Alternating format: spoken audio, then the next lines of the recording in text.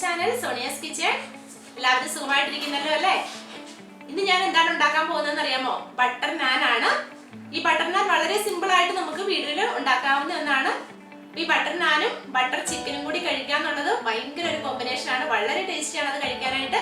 ഈ butter chicken ഉണ്ടാക്കിയിട്ടില്ലാത്തവർക്ക് ഞാൻ ഇതിന്റെ റെസിപ്പി താഴെ ഡിസ്ക്രിപ്ഷനിൽ കൊടുക്കുന്നതാണ്. അപ്പം അത് കണ്ടിട്ട് നിങ്ങൾ ഈ ബട്ടർ നാൻ ഉണ്ടാക്കുന്ന കൂട്ടത്തിൽ തന്നെ ബട്ടർ ചിക്കനും കൂടി ഉണ്ടാക്കണം.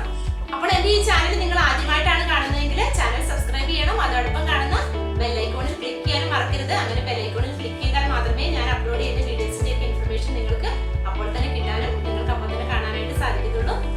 അപ്പോൾ ബട്ടർ നാൻ കഴിക്കാൻ താല്പര്യമില്ലാത്തവർക്കാണെങ്കിൽ ബട്ടർ അവോയ്ഡ് ചെയ്തിട്ട് പ്ലെയിൻ ഫ്ലോർ മാത്രം ഉപയോഗിച്ച് ഇതുപോലെ തന്നെ ഉണ്ടാക്കിയെടുത്താൽ മതി. അതാണെങ്കിലും വളരെ ടേസ്റ്റിയാണ്. അപ്പോൾ ഇനി ഇതെങ്ങനെയാണ് ഉണ്ടാക്കുന്നത് നോക്കാം.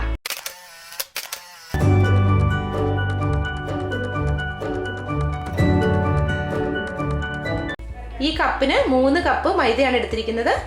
അപ്പോൾ ഇതിലേക്ക് ഇനി 2 സ്പൂൺ ബട്ടർ കൂടി ചേർത്ത് കൊടുക്കാം. 2 spoon butter, 1 spoon sugar, 1/4 spoon അളവിൽ ബേക്കിംഗ് സോഡ, ഈ സെയിം കപ്പിന് തന്നെ 1/4 കപ്പ് അളവിൽ തൈരും കൂടി ചേർത്ത് കൊടുക്കാം. ഇതിനാവശ്യമായിട്ടുള്ള ഉപ്പ് കൂടി ചേർത്ത് കൊടുക്കാം. ഇനി ഇതെല്ലാം കൂടി ഒന്ന് മിക്സ് ചെയ്തതിന് ശേഷം കുറേശ്ശെയായിട്ട് വെള്ളം ഒഴിച്ച് നന്നായിട്ട് കുഴച്ചെടുക്കണം. അപ്പോൾ ഇത് കുഴച്ചെടുക്കുമ്പോഴേക്കും ഒന്നിച്ച് വെള്ളം ഒഴിക്കാതെ കുറേശ്ശെയായിട്ട് വെള്ളം ഒഴിച്ച് ചപ്പാത്തിക്കൊക്കെ കുഴയ്ക്കുന്നതിലും കുറച്ചുകൂടെ ലൂസായിട്ട് വേണം ഇത് കുഴച്ചെടുക്കാനായിട്ട്. അപ്പം ഇനി വെള്ളം ഒഴിച്ച് കുഴച്ചെടുക്കാം. സാധാരണ പച്ചവെള്ളം തന്നെയാണ്, ചൂടുവെള്ളം ഒന്നും എടുക്കേണ്ട കാര്യമില്ല.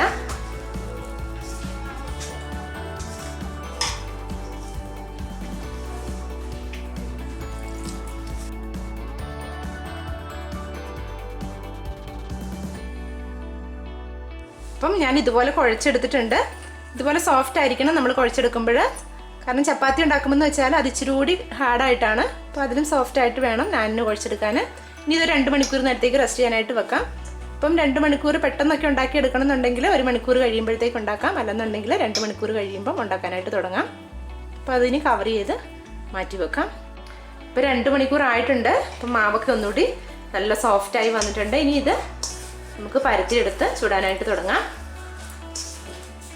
ഒന്നുകൂടി ഒന്ന് മിക്സ് ചെയ്ത് കുഴച്ചെടുക്കണം, എന്നിട്ട് വേണം പരത്താനായിട്ട്. അപ്പോൾ ഇവിടേക്ക് ഒരല്പം മൈദ ഞാൻ തൂക്കിയിട്ടുണ്ട്. ഇതിൻ്റെ മുകളിൽ വെച്ച് നന്നായിട്ട് ഒന്നുകൂടി കുഴച്ചെടുക്കാം.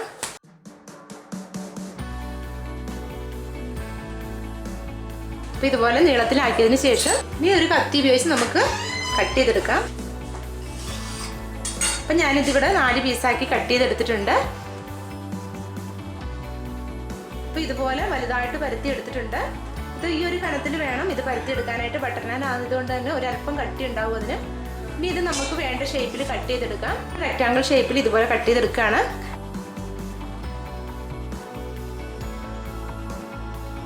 ഈ കട്ട് ചെയ്യുന്ന സമയം കൊണ്ട് ഒരു പാന് അടുപ്പയിൽ ചൂടാകാനായിട്ട് വെക്കണം. ഇപ്പോൾ പാൻ ഇവിടെ ചൂടായിരിക്കുകയാണ്. ഈ പാനിലേക്ക് ഓരോരോ പീസുകളായിട്ട് ഇട്ട് കൊടുക്കാം.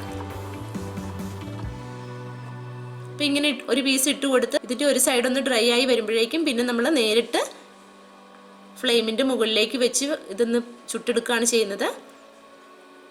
അതുകൊണ്ട് തന്നെ ഇത് നമുക്ക് വളരെ ഈസിയാണ് ഉണ്ടാക്കിയെടുക്കാനായിട്ട്.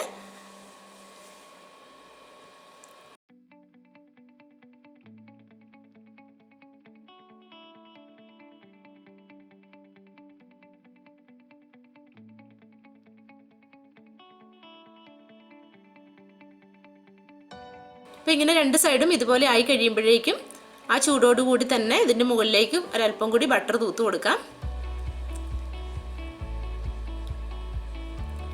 ബട്ടർ തൂത്തതിന് ശേഷം ഇത് ചൂടാറാകാതിരിക്കാനായിട്ട് ഒരു കാസറോളിലേക്ക് എടുത്ത് വെക്കുക. അല്ലെന്നുണ്ടെങ്കിൽ പെട്ടെന്ന് തന്നെ ചൂടോടുകൂടി തന്നെ കഴിക്കണം ഇത്. കാരണം ഞാനൊക്കെ ആറിക്കഴിഞ്ഞാൽ കഴിക്കാൻ കൊള്ളത്തില്ല, കട്ടിയായിരിക്കും. പിന്നെ നമ്മൾ എങ്ങനെ പൊറോട്ടയൊക്കെ കഴിക്കുന്നു അതുപോലെ ആയിരിക്കും പിന്നെ ഇത്. അപ്പം ഞാനിവിടെ ഇതൊക്കെ ചുട്ടെടുത്തിട്ടുണ്ട്. എല്ലാവരും ഇതൊന്ന് ട്രൈ ചെയ്ത് നോക്കണം. വളരെ ഈസി ആയിട്ട് തയ്യാറാക്കി എടുക്കാവുന്ന ഒരു റെസിപ്പിയാണിത്. അപ്പോൾ നിങ്ങൾക്ക് ഇഷ്ടമായിട്ടുണ്ടെങ്കിൽ ലൈക്ക് ചെയ്യാനും ഷെയർ ചെയ്യാനും കമൻറ്റുകൾ അറിയിക്കാനും മറക്കരുത്. Thank you for watching.